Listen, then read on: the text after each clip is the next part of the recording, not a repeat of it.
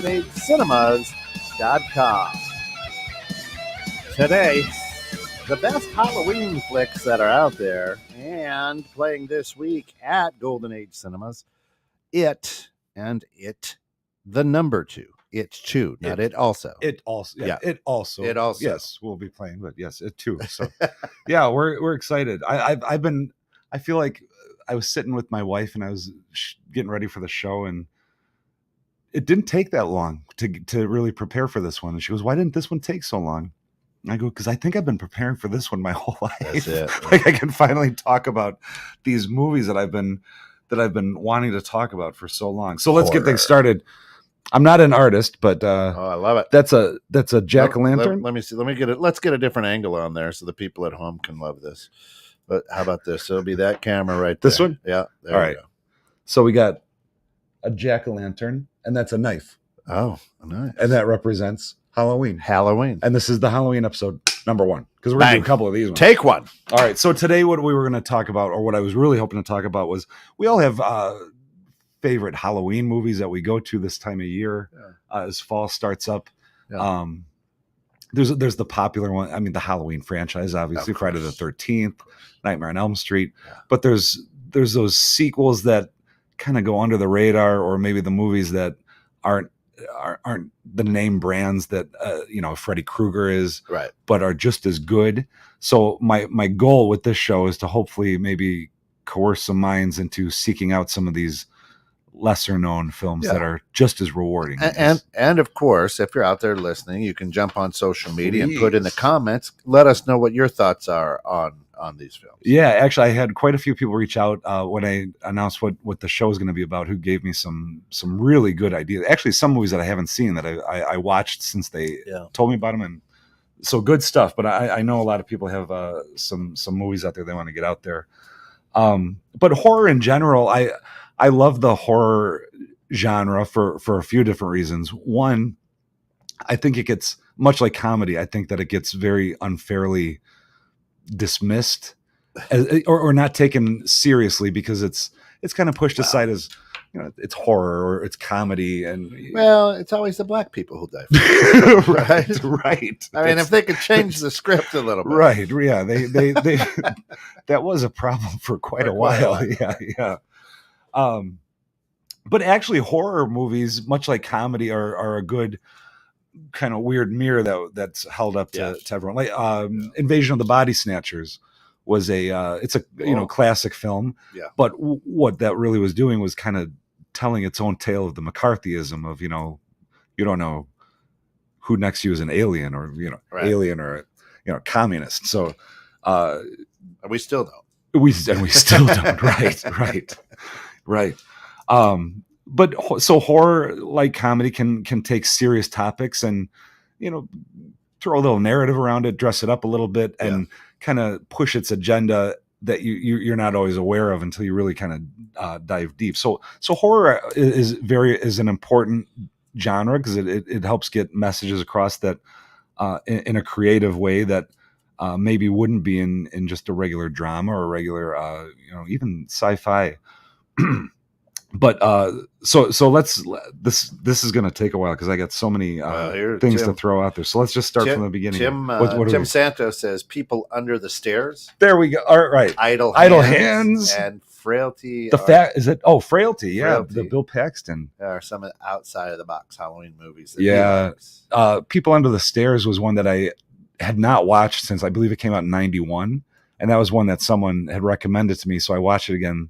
And that's a movie that's really held up and probably aged much better than most, or the Wes Craven, I believe, was the People Under the Stairs. I'm sure he didn't think that it was going to age as it speaks to the audience today as much, maybe better than it did when it came out in 91. Idle Hands is just a classic. And then Frailty, that's one. Frailty, and then there was the Kevin Bacon, I'll think of the name of it, but Frailty was one with Bill Paxton, who's one of my all-time favorites. I love Bill. Yeah, Frailty's an awesome movie. And then, he's talking about Halloween movies in general. Idle Hands. But so Idle Hands is hilarious. But so we can't start talking about Halloween movies without the actual Halloween movies. series, right? And my absolute favorite movie in the whole Halloween series is Halloween 3, the one that has no Michael Myers. Yeah. The one, he is in it, but he's on a television screen in a bar, up in the corner. But because Halloween was supposed to be a anthology series where they were, 1 and 2 had Michael Myers, and then 3 was going to be just do a scary story. And if it didn't have the title Halloween 3 in front of it, and it was just called Season of the Witch, the subtitle, I think it would be considered just an out and out Halloween classic. The Halloween 3, it has nothing to do with 1 and 2, has nothing to do with 4 through, Halloween Ends, which comes out in a couple weeks. But it's such a crazy, it's such a ride, man. The anyone who's watched it probably just when I say Halloween 3, you probably have the song in your head. The 3 more days till Halloween. Halloween. I forgot that. Silver Shamrock. Thanks for that right. earworm. Now you're gonna have that. Yeah, that's awesome. But Halloween 3 is awesome. Jason says, "Wow, Scott is really handsome and talented." Well, that's it, Jason. That's it. That's all. I was really good in basketball, Jason. You know that. So Scott is very handsome. So Halloween 3, my favorite of the series. But you put me in front of any Halloween movie, and I'm happy. I'm interested to see how they end the series. Yeah. Halloween Ends. They've ended it, I think, 12 times at this point. Once it makes money, they'll have Halloween continues. I follow a guy on TikTok, and all he does is drive around in the blue coveralls and the Jason mask. Yeah. And he just, like, in his car, and look over at people and freak people out. Really? Yeah, it's funny. Well, see, that's kind of what we're gonna do. So yeah, you mentioned we have It and It 2. Yeah. Also at the drive-in this weekend. So we have someone dressed up as Pennywise. And what happened was, a couple years ago, I had an indoor theater in Libertyville, and It 2 had opened. And my staff, God bless them, they got really into the movies. They got really into the work. Yeah. And one of them said, "Is it okay if I dress up as Pennywise?" And I said, "Yeah, that'd be cool. I'll advertise it and people can get their picture taken." Well, what they did was she dressed up as Pennywise, and she was an artist, so she did it really well. And the movie had been playing. So what she thought would be funny was, and I had it in 2 screens. So she, in the middle of the movie, she ran down the center aisle screaming, dressed as Pennywise, then came out, ran down the second theater, the center aisle screaming as Pennywise. And people left. People called the police. This was a prank kind of gone wrong. Yeah. So if you own a theater out there and you're going to be playing It this weekend, don't let your staff run up and down the aisle unannounced as Pennywise, because you're going to get in some trouble. Yeah. So anyway, but this week we'll have Pennywise at the theater, and I think we have Georgie there too in his little raincoat that you can get your picture taken with. And then for Halloween Ends, which opens on October 14th, we'll have Michael Myers there too. He'll be there in his awesome. coveralls. Yeah. Yeah. My only rule is for the employees, make sure you get out of costume by the time the movie starts, just to avoid any kind of confrontation. We're not a 4D theater. Or he's concealed not really carry. Right. So Halloween. Oh, but you know what? While we're on that topic, we have our full lineup announced for the rest of the season for the drive-in. So we got It and It 2 this weekend. Next weekend, we're gonna skip the scary movies just to kind of do a back-to-school weekend with Breakfast Club, 16 Candles. After that, we've got. You're not actually going to show Back to School. I tried. I tried. I wanted to show Back to School. I love that movie. Right. What do they call the big dive at the end? The Triple Lindy, right? The Triple Lindy. Yeah. Exactly. Yes. No, every year I try to get Back to School. I love Rodney Dangerfield. So we'll have Breakfast Club, 16 Candles. Awesome. Then we've got Tremors, which is a personal favorite, with The Thing. Halloween Ends will open, and we're going to play that with the one that started it all, Psycho, Alfred Hitchcock's Psycho. Then we got Halloween Ends, and I'm really excited to show Army of Darkness for the first time ever at the drive-in. And then we do our big Halloween celebration on the 28th and 29th with Casper, followed by Halloween Ends. Nice. And that's it until Guardians of the Galaxy 3 opens May 6th, 2023. So I can hibernate for a good 6 months. There you go. Except for this show. Right. So yeah, He'll be in. that's it. So in getting ready for the show, I was thinking of, what are my favorite scary movies, and then, writing them down, and then saying what are some that maybe people haven't heard of that they should know about. And I came up with something really interesting. It's a really good horror movie that most people don't think of as a horror movie. The Terminator, the first one. Oh. That's more horror than it is sci-fi. Yeah. Or even action. Yeah, it's not too action. No, but I mean, T2 obviously is a big action movie, and the sequels, to lesser quality are definitely more action movies, sci-fi. But man, the very first Terminator, the parallels that you can draw between Terminator and Halloween, are incredible. It's almost the same movie, really. Yeah. Arnold doesn't say much. Right. Michael doesn't say anything. Arnold doesn't wear a mask. But it's the same type of the silent stalking killer. So I list the Terminator as a lesser known horror movie because I don't think people maybe think of it as a horror movie. Right. So Terminator, and then you had James Cameron who did Terminator 2, which we said was the action movie. Well, Jaws. Jaws would be. Jaws is absolutely. Jaws I think is that's one that I have listed in my real horror movies because it's. The scariest ones are the ones that you think could happen to you, right? Like Jaws. Every time you go in the ocean, the stairs. Right. I used to run upstairs when I was a kid, like whoop, whoop, whoop. Right. Someone's gonna grab. Yeah, I know. You can almost feel that. Yeah. But Jaws was one of those realistic horror movies that you feel could happen. I don't think anybody goes into the ocean since 1975 and doesn't once think of Jaws. But Cape Fear, maybe not thought of as a typical horror movie, but it's scary because that's a real situation that you read about on the news. It was just kind of put on the big screen in a Hollywood way, but that's a scary movie. Psycho, like we mentioned, Norman Bates seems like this nice little, what a nice hotel. This man's so nice. So with horror movies, and I'm not a big fan of horror movies, because I think they move too slow for me. Sometimes the build is too slow.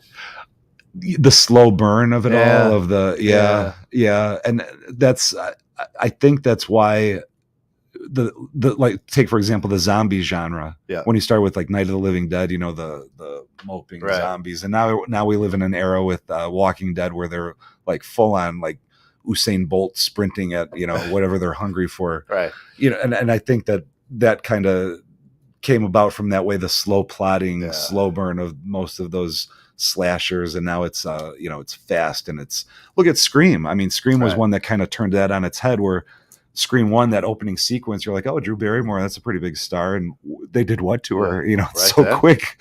Right. So I think Scream kind of turned things around, but I do kind of dig those slow burns where it's the that dread that keeps building and building and building, and then you get your payoff at the end, usually with the bad guy losing until the sequel. So is that why Wizard of Oz comes out this time of year all the time? Is that a horror? Or was that? I don't know. I always wonder that. I don't know. I guess so. Those flying monkeys were creepy, man. Were creepy. And it's got a witch, right? Which, by the way, there wasn't really a bad guy. This was supposed to be a broom. Oh, so it turned into a knife. It looked more like whittled it into a knife. So, but also I think because it's so obviously costumes, what makes it a horror movie? What makes it a horror movie? I think any movie that can make you feel uncomfortable or put you on the edge of your seat, I consider that a horror movie. Any movie that I watch and I'm like, boy, am I glad I'm not in their shoes, or any movie that makes you think, what would I do if I was in that situation, and it instills that fear in you, I'd consider that a horror movie. Like American Psycho, that's not a horror movie, but that's a real horror movie. I mean, who doesn't know someone that you're like, that's such a Patrick Bateman over there? We all know a Patrick Bateman, or we think we do. We think we do, and that's the scary part. That's like the George Carlin skit where he says how he hates that phrase. It's the quiet ones you got to watch. Because if you go into a bar and some guy sits next to you with a machete and he starts slamming the machete on the bar saying, I'm going to kill the next, MF who comes in here, and some guy comes in and just sits down minding his own business, who you're going to pay attention to. No, it's not the quiet ones. So Tim says if you ever want to do a gory theme, Dead Alive. Ooh, Dead Alive, Peter Jackson. Yeah, Peter Jackson got his start doing those his really like that's exactly right, ridiculously gory films. Yeah, right. But Dead Alive is that's you got to have a strong stomach to sit through that one. I don't remember it. Yeah. No, it was a very I think that was in Australia. I think he was still in Australia when he made that, but that was a very, very gory movie. And then he goes on to make Lord of the Rings, and he graduated from his scare days. But if you want to make it in Hollywood, they say the best way to do it is just through horror. Is that right? Yeah. It's the easiest. It's the easiest in. Yeah. Look at Paranormal Activity. Right. You walk around with a camcorder and love it. Pretend there's a ghost around. You'll be okay. Did you hear that? You're right. Look over there. Scooby, do you hear? We've got there. It's pitch black. Did you see that? It's pitch black in here. Right. You didn't see it either, jerk. So Halloween, the first one directed by John Carpenter, The King, one of my all-time favorites, John Carpenter. I love all of his movies. But you go down the list of Carpenter films. They Live, which is another one that is as appropriate today as it was when it was made, maybe even more so. Yeah. They Live, The Thing, which we'll be playing at the drive-in. I think that's one of the best movies ever made in any genre. That's a perfectly made movie. Escape from New York. I mean, John Carpenter does it all, and then the scores that he has. So everybody associates Halloween with the score. That's John Carpenter too. So written, directed, scored by he's the king. He's the king of good scary movies. And with the Terminator. So Terminator 2, directed by James Cameron. James Cameron went on and directed Aliens, which was the sequel to Alien, which is interesting because Alien, I think, is more of the horror movie, where Aliens was more of the action movie. Yeah. So Alien I would throw on there as a good one for Halloween. You can't not mention Stephen King at all. I mean, Stephen King has his hands in, obviously the books that became the films. Yeah. But one of the craziest movies ever made is Maximum Overdrive by Stephen King. But the one movie, so the one thing that I like about this one movie that I'm going to mention, The Mist, when you think of the scary movies, they always end with the stalker, the hunter, the monster being defeated eventually by the good guys, right? They lose. If you want to be thrown upside down and when a movie's over, have your jaw on the floor for a good hour after the movie's over, watch The Mist. That's a movie with an ending that just like, have you ever seen The Mist or read the book? I think it was from Skeleton Crew. I might have read the book. Where they're in the supermarket and the portal in the mountain opens and all the monsters come through, and that's one I highly recommend. If you haven't seen The Mist and you want to be thrown for something that's going to stick with you for weeks on end, that's one to watch. What do we got? Blair Witch Project. Blair Witch Project was like that. The camcorder. Dark Woods. Yeah, Blair Witch started something. I had trouble following that. I was thinking about booking that at the drive-in, but I had the same problem you did. And a lot of people I know where they got like that vertigo from the shaky cam. And I don't know how that would go on the big screen. And I don't want to clean up the mess. Now, how deep did you go for these horror movies? How deep? Yeah, because I'm 53, so the most formidable years were the mid to late 70s or 80s for me, right? Yeah. So, like The Exorcist, right? It's still a classic. Oh, sure. Crazy. Carrie. Well, the Exorcist. So I rewatched all the Exorcist movies.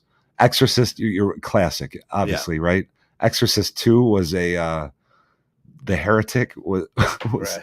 And I mean, I don't know what they were thinking with that one. That was a wild movie.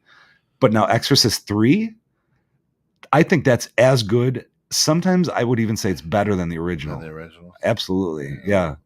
And then you get the prequels. They made 2 at the same time. Yeah. Paul Schrader, they made Exorcist the Beginning, And then there was a Yeah. competing movie, and then they released it called Dominion, the prequel to The Exorcist. Probably still today, one of the most frightening movies I can ever remember. The Exorcist? The Omen. Oh, The Omen.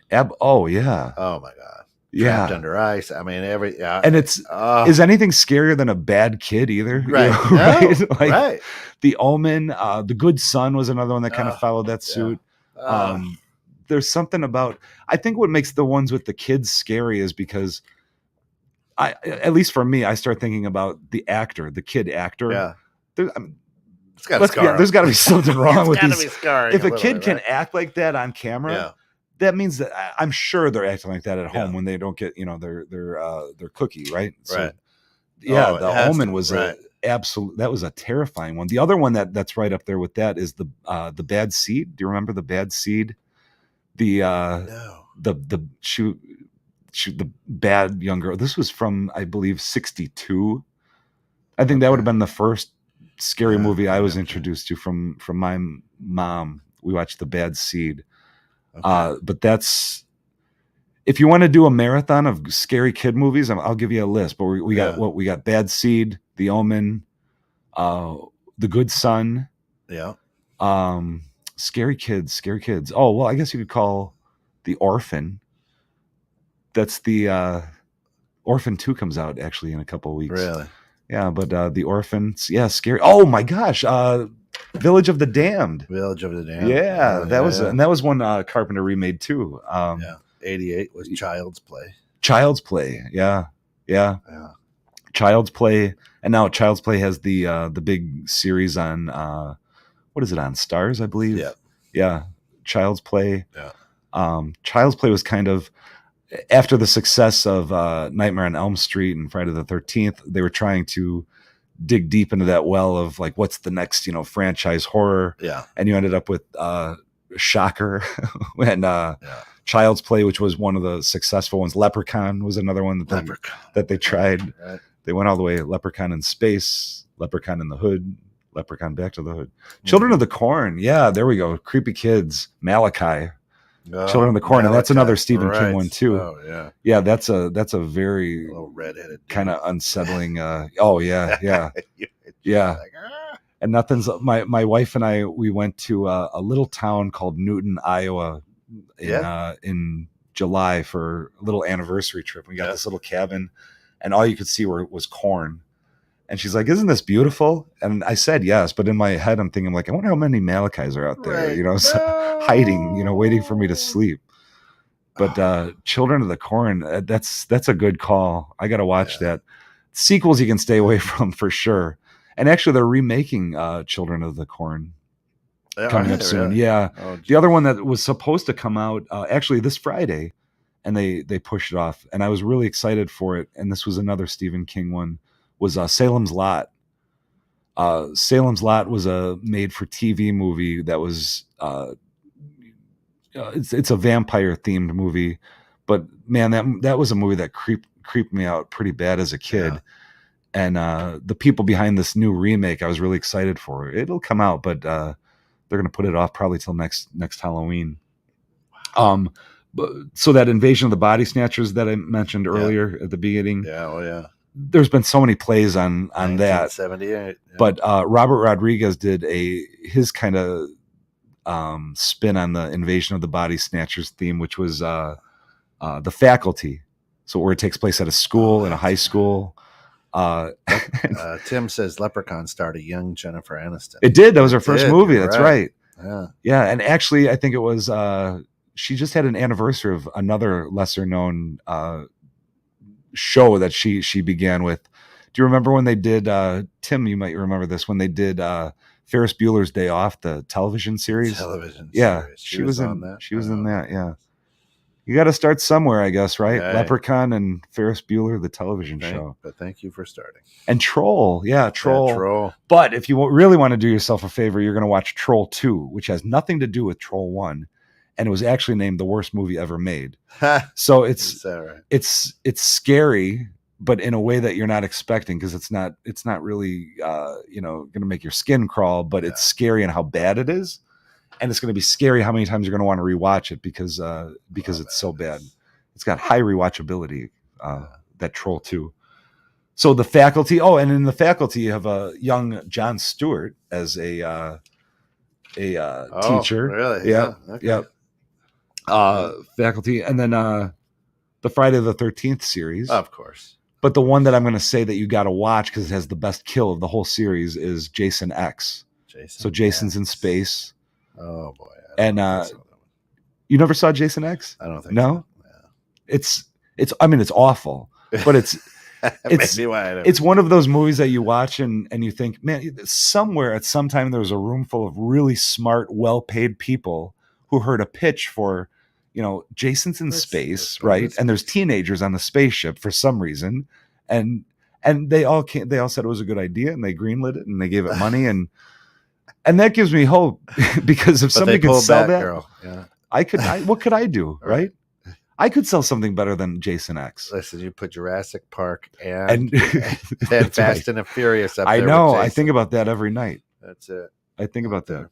What about the Texas? What do you think? Texas Chainsaw Massacre. Texas Chainsaw Massacre. The first one is a classic. I think that's one of the most frightening movies I've ever seen. Yeah, that's right up there. But what I love is part 2 is like bonkers, like insane. Doesn't quite fit. No, but that's the charm of it. And you get a crazy Dennis Hopper, which is how we like him. And Texas Chainsaw 2, and even its poster, Texas Chainsaw Massacre 2, the poster was a ripoff of the Breakfast Club poster where they're in the same poses, but that's right. That's right. Yes. So it was Texas Chainsaw Massacre 2 is I love it. The sequels to a lesser degree, they're entertaining in ways they probably shouldn't be. Right. But yeah, I love them. Except although they just had the new one that came out on Netflix, I was not a big fan of that one. No. And then Texas Chainsaw Massacre. Which one was it? Where Renee Zellweger and Matthew McConaughey got their start. The Next Generation. That's what it was. Next Generation. Yeah. So, another movie that doesn't get nearly enough credit that it should for the real scares that are inside of it is The Descent. The Descent, basically a group of spelunkers go down into a cave, and unfortunately for them, what's living down in the cave is these subhuman species that really well done. It's a movie. It's a movie that kind of gives you that claustrophobic feeling, but also they give you the brief glimpses, images of the monsters, and it's just enough to make your imagination do the work and make it scary for you. It kind of reminds me of I saw The Sixth Sense was brought up, but another one of M. Night Shyamalan's movies was Signs. Yeah, and with the alien, they make the corn signs, out in the field, and you see the alien once, and it's a brief, like few seconds glimpse, and it's just him walking by, but it's just enough to. That's the thing you remember from the movie. Right. This alien walking by. It's there and gone, but your mind does the work for you, and what you come up with is scarier than anything else they could have put on the screen. Yeah. So Signs is a really good movie that I would recommend for this time of year. 2 movies, House and House 2. I don't remember those. House and House 2, they're good. I'm a sucker for stop motion animation. They utilize that really well. Stop motion, if you want to go that route, go for any Ray Harryhausen movies. Jason and the Argonauts, The Seventh Voyage of Sinbad and the Eye of the Tiger. But Jason and the Argonauts, I'm telling you that you watch that skeleton fight scene with this little stop motion, where he moves a little bit, takes the picture, moves a little bit, takes the picture, puts it in motion. I mean, Ray Harryhausen did it all. I remember watching that at a young age and just staring, in awe of how would they do that? And it wasn't until years later you see the making of and the painstaking efforts it takes to move things a little bit at a time. Tim says, "Go Scary Movie 2." A scary movie. Do a scary movie marathon. Great spoofs. Yeah. The other one, the Leslie Nielsen Dracula Dead and Loving It. Oh, I didn't see that. Was that? Yeah, that's pretty good. That was Mel Brooks too, I believe. Is that right? Yeah. It has to be funny. Yeah, a scary movie. I remember when that came out. We couldn't believe that. We couldn't believe what they got away with Scary Movie on screen. Yeah. On screen, and that's one that they probably. I don't think that would ever get made today. There's absolutely no way. No. Scary Movie. I'd love to play those at the drive-in. The bad thing is the Scary Movie franchise, along with like a lot of the Tarantino films, those were all Weinstein Company movies. Whoops. And he's let's just say those movies are kind of in limbo right now. Moving right along. Yeah. Welcome in. Let me get a picture of the couch over there. Oh, right. Too soon? Sorry. Yeah. All right, Harry. Well, thanks for listening anyway, Harry. Yeah. Appreciate you tuning in. That's great. Now the other, so to go back to a huge franchise, it's still huge. Nightmare on Elm Street. Nightmare on Elm Street 1 is the one that started it all. Everyone has seen that one. What I think is the best one is Nightmare on Elm Street 2. You're a sequel guy. I think sequels are interesting because most movies aren't made with a sequel in mind. Yeah, right. So the movie makes money, and now they got a brainstorm of how do we continue the story when we ended it. So I think it's unique how they come up with ways to keep the story going, and not just for a part 2, but a part 3, and on and on and on. But Nightmare on Elm Street 2, that I think that's the deepest and darkest of the franchise. It's also the only movie where you see Freddy Krueger out in the real world. Yeah. I think Nightmare on Elm Street 2 is Freddy's Revenge. I think it's the scariest that Freddy is. Most of us, when we think of Freddy Krueger, he's got the funny one-liners as he's murdering. But in Nightmare on Elm Street 2, he's pretty chilling. But then there's the trilogy within the series, which is Nightmare on Elm Street 3, The Dream Warriors, Nightmare on Elm Street 4, Nightmare on Elm Street 5. You have that little trilogy right like nestled inside of the whole franchise that is like super well executed, super well done. It has a great story. So for this, I think Nightmare on Elm Street is a franchise, is a series unlike any others, where you can go right into the middle, 3, 4, and 5, and get good satisfaction out of it. Whereas most of them, we all know that the best are usually the original, the first one. The other ones too. It's not a franchise, but Psycho, the original, had sequels. Yeah, those are really good. Yeah, those are really well done. Psycho 2, Psycho 3, Psycho 4 was a made for TV movie, but what's his Norman Bates, the actor. Anyway, I'll think of his name. But he directed, I believe, 2, had a hand in writing. So he was really involved after he got in Psycho 1 in continuing the series. He loved the story. He didn't need Hitchcock to be involved. He just kind of took it over and kept going with it. But if you haven't seen the sequels to Psycho, or maybe just dismissed them as cash grabs, movies that are no good, they're really well done. They're movies that I would highly recommend. Definitely don't get the love that they deserve. And they're actually really beautiful continuations of the story of Norman Bates. So yeah, 2 and 3 I would check out. 4 is worth checking out just for curiosity's sake. Plus, I'm a completist. If you're going to do something, see it through. Do it all. Do it all. That's right. Do it all. We can't. What do we got there? How do you feel? Mary Shep says, how do you feel about remakes? I don't mind remakes. I don't think. I think remakes. A lot of people come down hard on remakes, but if you look, we retell the same stories over and over. We have for generations. I don't see anything wrong with retelling a familiar story with a different spin, a different perspective. Now there's exceptions that, kind of go against what I just said. Anybody who gave Rob Zombie the right to remake Halloween, I mean, but Rob Zombie's brilliant. He is brilliant. Right. I just don't think he wrote for Pee-wee's Playhouse for years. Did he really? Yeah, he was the head writer on that. Rob Zombie was one of the head writers for Pee-wee's Playhouse? Yeah. You're kidding. Yeah. No. And then he had Lawrence Fishburne coming in as Cowboy Curtis. Right. Wow. No, that I did not know. Yeah. Look, no, there's no doubt Rob Zombie's he's a talented man, and he has a great respect for the horror genre. And thanks for listening, Rob. Appreciate it. Right, Rob. Thanks for tuning in.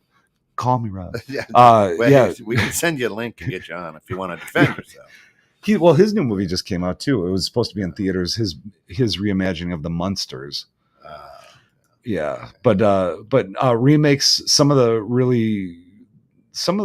remakes The Thing that we just talked about, John Carpenter's The Thing, is far and away, I think, better than the 1952 Thing from Another World. The original. Same with Vincent Price's The Fly is there's nothing wrong with it. But man, if we didn't have remakes, we would never have gotten David Cronenberg's The Fly with Jeff Goldblum, which is an awesome remake. Classic. Yeah. The Final Destination movies. Yeah, Tim, I think actually that's funny. I was just talking about that.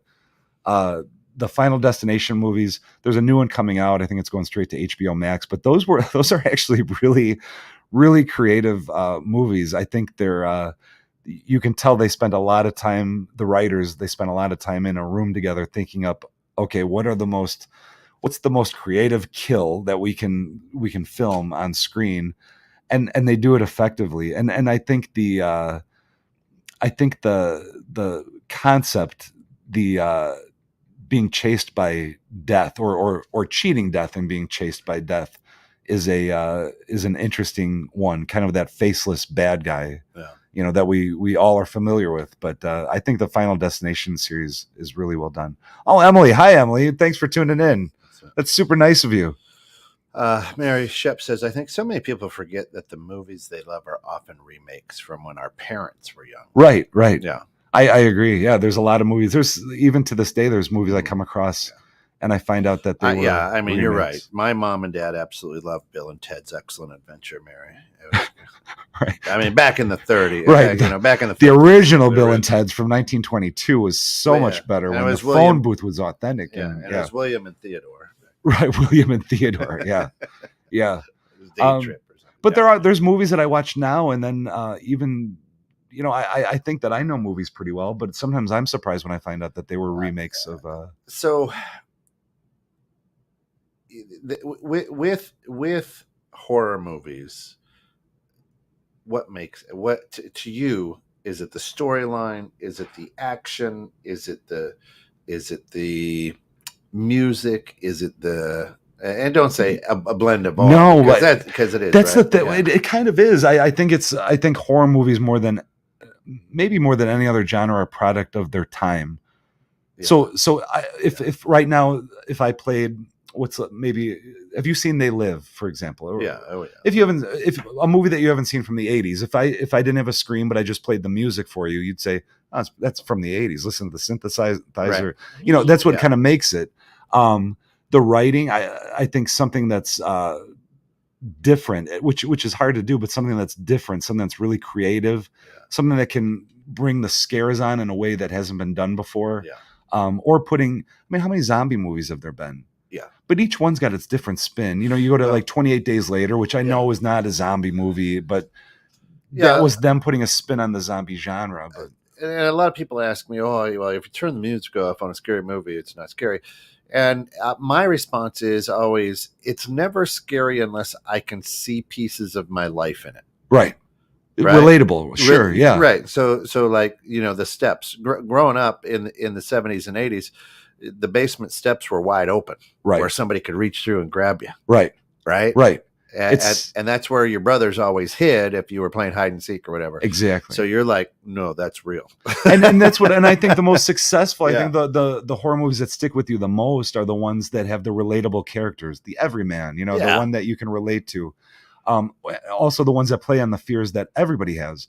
everybody's been afraid of the dark. Yeah. Everybody's been afraid of being home alone. Yeah. You know, the ones that prey on that. The house noises. Right. Yeah. The noises you can't explain, or, you know, like we live, there's 67 acres of woods behind us. Yeah. And I'm telling you, we sit like outside and we hear things. We're like, there's no way that's like animal or human. Right. There's no way. Yeah. It's you. What is that? Yeah. The unknown is always scary. And any way that you can kind of take the bones of that, the scares, the things that have scared us since childhood, take that, use that as the skeleton, add some meat to it, some creative narrative. Yeah.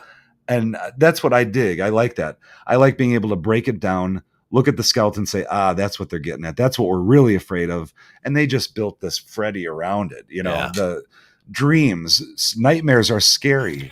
They took that and then they added, you know, people that we can relate to so that we're there in the movie with them behaving the same way. Yeah. And they just fleshed it out. You know, they fleshed out these fears that we all have. Yeah. Emily says, Final Destination, great movie, but terrifying to watch on how you never know when it is last day and how it's realistic in a way. Right. And I think that's kind of what we were just talking about. A common fear. Yeah. We all, the unknown, how, why, you know, we all fear what we don't know. And Final Destination, I think, does that really well. And also Final Destination got started because it was written by the head writers from X-Files.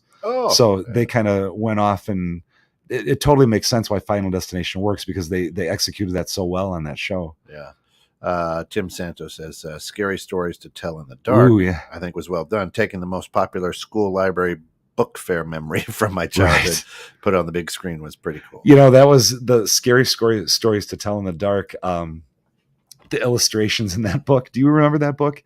Oh my God, the illustrations alone were frightening. So when I saw that they were coming out with a movie for that, I'm like, well, they have to make it animated, because the scariest thing about that book was the illustrations. But he's right. They did that really well. Taking what resonated with that book and make it come to life on screen. They did that well. And that's what's interesting. I like following the, I love taking I'm a fan of Stephen King. Yeah. So I love his books. I love his mind. I love how his mind works. And then I like seeing the movie, how a director, how these writers, because when you see their movie, you're basically seeing how they pretty much envision the book that they read, and how it either differs or really lines up with what I envisioned when I read the book. It's not a horror movie, but I'm telling you, The Green Mile, the movie, was exactly how I had it in my head. That's one of those movies that I think got the book, like the look, the feel, at least to me, got it perfect. Shawshank Redemption's another one that was a Stephen King short story. And everyone thinks of Stephen King and they think horror, but he actually made some really some touching stories. Good old Andy Dufresne, yeah. And the calendar. Who is it on the calendar? The model where he was chipping away at the wall. Yeah, I know. That's gonna bother me today. But he had the Green Mile. Yeah, the Green Mile did. I think that was so well executed. And actually, that's what's funny is, so the Green Mile was directed by Frank Darabont, who adapted obviously the Green Mile from the Stephen King book. But then the movie that we talked about, The Mist, which was also based on the Stephen King book, which I love, was also directed by Frank Darabont, who got The Walking Dead going. He was the showrunner for The Walking Dead. So Frank Darabont, and of course, and he did, so he did Shawshank, Green Mile, The Mist. So I think he's the king of Stephen King adaptations on the big screen.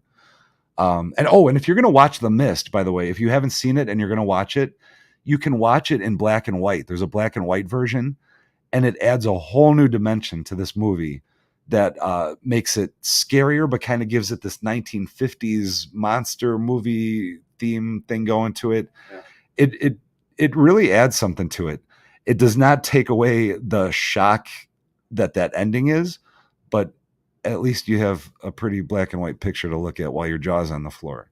So yeah, so I love I love looking at adaptations, and seeing how different it is from what I envisioned in my head when I read the book. Raquel Welch. That's the Raquel Welch. Yeah. Wait, was that did they change that? No. Wait, it was the Raquel Welch from 1 million 1 million BC. Yeah, that's right. Yeah. And not to go off on a tangent, but something that I wanted to bring up too with Shawshank. If someone was to make a movie of your life and there was going to be narration, who would narrate it for you? And the reason I ask this is because of the well, I would go with my uncle James Earl. Your uncle James Earl Jones. James Earl Jones. Yeah. your uncle, huh? Yeah. That's who would be doing the narration. That's right. What would be a good man? That's hard to top. I mean, it's either going to be him or it's going to be Larry the Cable Guy. So you go from one extreme to the other. Just that's my life, man. I asked that because of the everyone says Morgan Freeman, he should narrate. There it is, Tim. Oh wow, wow, that's my choice. He's going to be busy. Born in the ghettos of Kenosha, Tim Santos rises up. Listen, wow. He's going to write it too, I guess. See what I did there? Yeah. Because he played a big part in the Rise Up Foundation. Wow, that's right. Look at that. Wow. So, but everyone Morgan Freeman does a lot of the narration for a lot of the movies, and he's I can't. So I'm a kid. I love Morgan Freeman. But all I remember is the Electric. I was just going to say, I knew, yeah. Bro, he was in the bubble bath, right? Yeah. Morgan Freeman starting on the Electric Company. Yeah. The Electric Company. Conjunction Junction. What's your function? Damn it. now I've replaced the Halloween Silver Shamrock in my head with the Conjunction Junction. Yep. What's your function? Morgan Freeman. They all started on these Morgan Freeman on Electric Company, Jennifer Aniston and Leprechaun. Yeah. They all get their start somewhere. I can't let this episode go without mentioning George Romero with we all know Night of the Living Dead. Yeah. One of the not just greatest sequels of all time, but one of the greatest horror movies in general of all time is the sequel, Dawn of the Dead. Dawn of the Dead, yeah. Taking place at a mall. Now, for those of you young kids, a mall was a building that is now Amazon. Right. It was. You could Amazon, go there and get everything. The building. Right. Yeah. And an Orange Julius. It was nice. An Orange Julius. Yeah. But Dawn of the Dead. Zack Snyder did the remake Dawn of the Dead, which I actually think was really well done too. So, Mary, going back to your point with the remakes, Zack Snyder's Dawn of the Dead is really, really well done. Especially that beginning opening with the zombie attack and the Johnny Cash music playing. But George Romero, what he did with Dawn of the Dead is nothing like it exists. Day of the Dead, the third in the series, is another good one. Tim says the opening scene is. Yeah, the opening scene is pretty killer. Yeah. But if you're gonna dive into George Romero, I have got to recommend, if you can find it, I love Martin, which is George Romero's his take on the vampire genre. Really well done. Thank you. So Martin, Night of the Living Dead, Dawn of the Dead, Day of the Dead, Night Riders with a young Ed Harris. Yeah. That's a pretty wild one. And then they just got released on Blu-ray, missing George Romero film called The Amusement Park. Just watched that. Very interesting. Perfect for this time of year as we're entering into the holiday season. So I would check that out. And Martin, which has been, for whatever reason, missing. It's been hard to get the film negatives together and to get this film put together to make it look sharp, but they're finally putting it together. That's supposed to come out in 4K relatively soon. We discussed Alien being the horror movie, Aliens being kind of the action follow-up. And you can't mention Alien without bringing up the Predator series. Predator 1, one of my all-time favorites. Predator 2, I think, is one of the most underrated sequels ever. The jungle hunter comes to the concrete jungle, looking for his, what was the tagline for Predator 2? Always come to the city with a few days to kill. Yeah. Danny Glover. So Predator 2. And actually, what I think is the next best Predator movie is the one that's out now on Hulu, which is called Prey. It's a command. It takes place. It's about the Predator's first visit to Earth. It's a Cherokee group. The Indians basically fight the Predator with his advanced technology with their bow and arrows, and it's really well done. It's kind of I like kind of that nature versus technology thing they have going on, like Ewoks versus the Empire. When they do that, that's always throwing rocks. Yeah. And then going back to the real horror, the movies that are scary to watch because not because of the gory scenes or the monsters, right, but because you can imagine them really happening. We said Cape Fear. Oh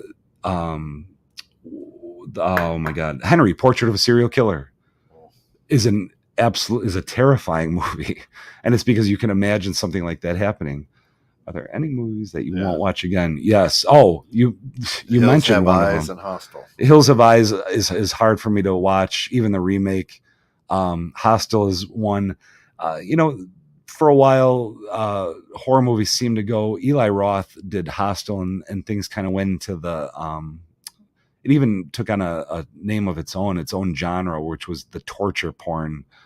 And I'm not into that. Hostel falls into that category. Hostel 2. Mine would be the Johnny Depp and Amber Heard trial. Never watch that again. No. Actually, there's some pretty funny stuff in there. I would watch it again. It was a large. I give it a C with moderate rewatchability. But yeah, Hills Have Eyes. There's another one too, Last House on the Left, which is difficult to watch. I have a hard time. I know this is going to sound weird because I just named all these movies where people get killed, right? Right. And I don't seem to have a problem with that. But man, if there's any harm done to a dog, I'm done. Leave the dogs, leave the animals alone. Which is why, torture is not cool for me, and killing babies are not my cup of tea. Yeah. No, agreed. No, that's again, I mean, movies are entertainment, and if that's something that's just not something that entertains me at all. Saw franchise, that's one that's done well, where it walks that line. It doesn't cross into hostile territory, but they do a good job, and they get you get the Jigsaw figure. So I think the Saw series, all in all, is done pretty well, especially those first 3. Those are pretty class acts. Looks like Lucy's here. Oh, that's my girl. All right. We got an audience. Well, yeah, we got a live studio audience now. It's great. Oh, I was afraid it was Harvey Weinstein coming in here. Yeah. Nope. Yeah. No luck. The other thing too is, there's one movie that I've tried to watch a few times. I've gotten through it, but it's a tough watch, Tim. And it's actually sci-fi, but if you've seen the movie, you know the scene I'm talking about. But Fire in the Sky. It's supposedly a true story about these mountain men, one of which gets abducted by aliens, and boy, the scene where they take him on the ship, these aliens, and they do all the stuff to him. I can't. It's really well done, and I like the movie, but it's one that I can't say that I would watch on my own. Yeah. If someone hasn't seen it, I want them to see it because I want them to experience it. But what? Fire in the Sky is my favorite movie. Really? He says my wife thinks I'm wacky for it. So yeah, wow. Fire in the Sky, which ironically has it's a story about alien abduction, and it actually happens to have Henry Thomas, who played Elliot in E.T., which I always found kind of funny, but not funny enough to make me want to watch it again. What do you mean funny? Funny, haha. Funny? What? Like a clown funny? Yeah. Yeah. And actually, speaking of, it's funny that you say that, but I actually find Casino kind of frightening. I think the horrors that that man can do to man, I find a little more frightening to me than Godfather trilogy. The Godfather trilogy. Yeah. I don't want to wake up with a horse head in my Oh, bed. you right? don't. You don't. No. Put me through anything in the Any Saw dead franchise, animal. but I don't want any animal head in horse my head- bed when I horse wake up. head or No. any dead It's animal. I hard don't want enough a to get up possum in the in there, morning nothing. these days. Yeah. No, I don't need a horse head in my bed. No, thanks. But it was Casino, I believe, where they break his fingers with the hammer. That's more frightening to me than anything that I could see in Nightmare on Elm Street or you can feel that. Right. And again, I think that hits back to the reality, you know, Yeah. when you see things that you can relate to. Like Yeah, we've yeah, all yeah. stubbed our toe and we know how bad that hurts. So yeah, breaking a hand. If you've handled the hammer, if you missed a nail and hit your thumb or something. Right. Sweet mother. It hurts. Yeah. Absolutely. So those are the things that get me, the things that you can relate to. And I think that's what makes a good, successful horror movie. To me, it's the element of surprise. It always gets you, especially when you're at the theater, like, oh, right. Well, because the whole crowd then it's like, oh, yeah, and that's one thing that turns me off though is the jump scares. Yeah, where they do the jump scares. I'm not big on. It has to be really well done for it to be effective. Right. Or I think that's a cheap way to get a. That's not a scare. That's a surprise, right? The other thing is. And I hate this, and man, I'm praying you have the sound on your board over here. The record stop, the scratch. Oh, I don't have it. It makes no sense nowadays. Like I hear, you and I both listen to the score, right? Yeah. And how many commercials do you hear where they do the? Did you just say sale? Correct. Nobody knows. Nobody knows what a record scratch really is anymore, but they still use that. Right. And then when they do things like that. That's a total turn off for me. Yeah. The honey, I'm going to go to the store. Yeah. Did you say the store? Like nobody it just doesn't make sense anymore, but they still use it. And the other part that about horror movies is the reality of it. So, if there's a man out there that's killing people, you don't go run into your backyard and hide in a shed that has knives and saw blades, right? But see, that's the thing about horror is that you can't go wrong with horror because even if it's done bad, now okay, fine, it's not horror anymore. Now it's just a good comedy. Like, how stupid are these guys going to be? Like, don't go in there. Like I came in the mood for a scary movie, but okay, you're going to turn it into a comedy. Yeah. I'm with you. Let's just see now. And the other thing too is with the bad horror movies, when you're supposed to be rooting for the good guy, right? The innocent guy. But when he's that stupid that you're rooting for his demise, like that's beautiful. Like, especially when it's unintended, like, no, that's funny. Get him, get him out of there. Right. I mean, he's going to be that dumb he deserves to die. Right. Exactly. Yeah. So, wow. Listen, so here's we have a lot to go over when it comes to horror movies, Halloween movies. We're going to have a few episodes. I'm going to bring on some experts on for a few things as they relate. Macabre says, what are your thoughts on the 2017 film It? Hey, show up this weekend. It's showing. Yeah. Show up at the drive-in this weekend. But yeah, It from 2017 I think is brilliant. But I also love the Tim Curry one too. You can't go wrong with that one. Yeah. But listen, we're going to be doing some more Halloween episodes in the future. After that, before we get into the Christmas season, we're going to go all out on Star Wars because a lot's been coming out down the pipeline. You got Mandalorian season 3 coming out. Yes. And I think it's time we really break down Star Wars and see what your thoughts are. But there's a lot to digest with that one. So I think we're going to have fun there. I'm a Star Wars geek. Are you?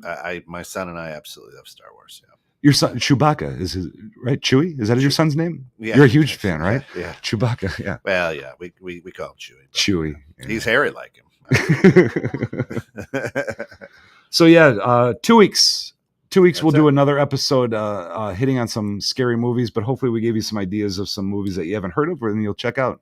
and we can talk about them 2 weeks. All right. Hey, this has been the Slate Real Talk with Scott Dehn right here, 216 the Net. Like, follow, subscribe to Golden Age Cinemas out there, to Scott's page, Facebook, YouTube. Subscribe, and all that good stuff to us, too, here at 216 the Net. And until next time, thanks for getting caught in the net, folks.